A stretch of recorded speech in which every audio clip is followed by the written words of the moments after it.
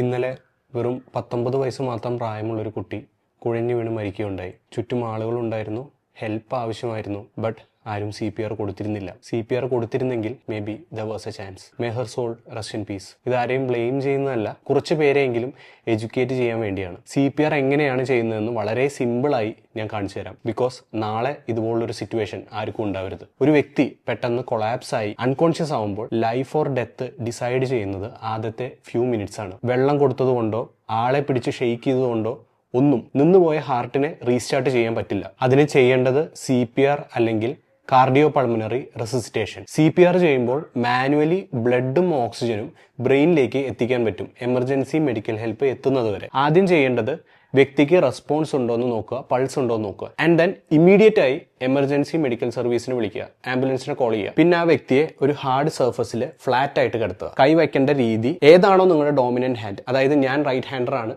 So എൻ്റെ right ഹാൻഡിന്റെ പാമ്പ് ചെസ്റ്റിന്റെ സെന്ററിൽ, അതായത് രണ്ട് നിപ്പിളിന്റെയും നടുക്ക് വെക്കുക. ആൻഡ് മറ്റേ കൈ വെച്ച് ഹാൻഡ് ലോക്ക് ചെയ്യുക ഈ ഒരു പൊസിഷനിൽ. ആൻഡ് എൽബോ സ്ട്രെയിറ്റ് ചെയ്ത് പേഷ്യന്റിന് മുകളിലേക്ക് ലീൻ ചെയ്യുക. And then start pushing hard and release. 5 to 6 centimetre deep ആയിരിക്കണം push. And at least 100 to 120 compressions per minute വേണം. നിന്നിരിക്കുന്ന ഹാർട്ട് ഇതുപോലെ പുഷ് ചെയ്യുമ്പോൾ മാനുവലി ഹാർട്ടിലെ ബ്ലഡ് ബ്രെയിനിലേക്ക് പമ്പ് ആവും. അങ്ങനെ ബ്രെയിനിന് കുറച്ച് ഓക്സിജൻ കിട്ടും. ആൻഡ് റിലീസ് ചെയ്യുമ്പോൾ ബ്ലഡ് തിരിച്ച് ഹാർട്ടിലേക്ക് വരും. ഇതാണ് CPR ചെയ്യുമ്പോൾ പ്രോസസ്സ് നടക്കുന്നത്. പേഴ്സൺ റെസ്പോണ്ട് ചെയ്യുന്നത് വരെയോ അല്ലെങ്കിൽ മെഡിക്കൽ ഹെൽപ്പ് എത്തുന്നത് വരെയോ ഈ പ്രോസസ്സ് കണ്ടിന്യൂ ചെയ്യുക. ഞാൻ ഏതെങ്കിലും പോയിന്റ്സ് വിട്ടു പോയിട്ടുണ്ടെങ്കിൽ മെഡിക്കൽ പ്രൊഫഷണൽസോ എക്സ്പേർട്സോ താഴെ കമന്റ് ചെയ്യുക. ഈ റീല് നിങ്ങൾ വീട്ടിലിരുന്നാണ് കാണുന്നത് എങ്കിൽ ഇത് ഇപ്പോൾ തന്നെ ഈ നിമിഷം തന്നെ ഒന്ന് ചെയ്തു നോക്കുക. 2-3 വട്ടം ചെയ്താൽ തന്നെ ഐഡിയ കിട്ടും. അതുകൊണ്ടാണ് വീട്ടിലെല്ലാവർക്കും ആക്സസിബിൾ ആയി ഈ പില്ലോ വെച്ച് ഞാൻ ഡെമോൺസ്ട്രേറ്റ് ചെയ്തത്. ആൻഡ് CPR ചെയ്യാൻ വേണ്ടി മെഡിക്കൽ ട്രെയിനിങ്ങിന്റെ ആവശ്യമില്ല. വളരെ ഇമ്പോർട്ടന്റ് ആയിട്ടുള്ള ഒരു ലൈഫ് സ്കില്ലാണ്. അതുകൊണ്ട് മാക്സിമം ആൾക്കാരിലേക്ക് ഷെയർ ചെയ്യുക. Thank you.